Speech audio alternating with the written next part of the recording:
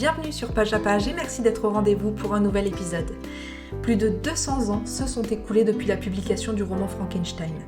Impossible cependant d'oublier ce personnage emblématique qui a marqué un avant et un après dans la littérature d'amour et d'horreur.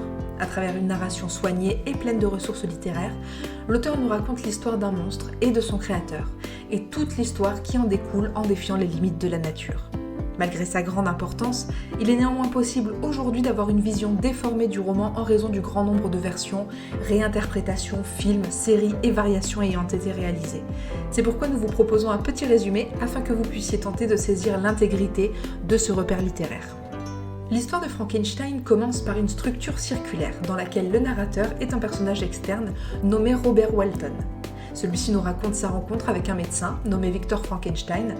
Tous deux se sont échoués au milieu de l'Arctique et Victor commence à lui raconter comment il en est arrivé là. Tout a commencé de nombreuses années auparavant, lorsque le docteur, poussé par son obsession pour la science, en est venu à découvrir comment donner une âme à la matière.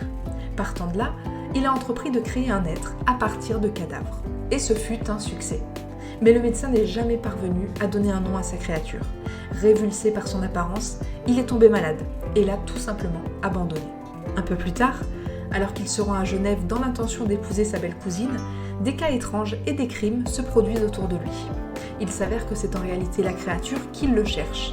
Victor réalise alors l'étendue de sa solitude et accepte de créer un nouvel être pour lui tenir compagnie. Malgré tout, au dernier moment, il change d'avis, ce qui suscite la colère du monstre qui finit par tuer sa fiancée. Et c'est ici que nous retournons au présent. Victor est venu en Arctique à la recherche du monstre pour le tuer, mais victime d'un accident sur la glace, il finit par mourir de froid sans se venger.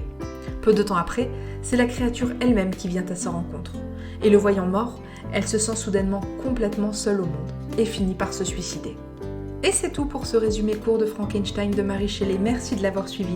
Pour aller plus loin, je vous invite à découvrir notre résumé complet et détaillé de l'œuvre, toujours sur tonlivre.fr.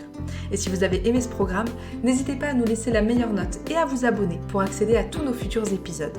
À très vite!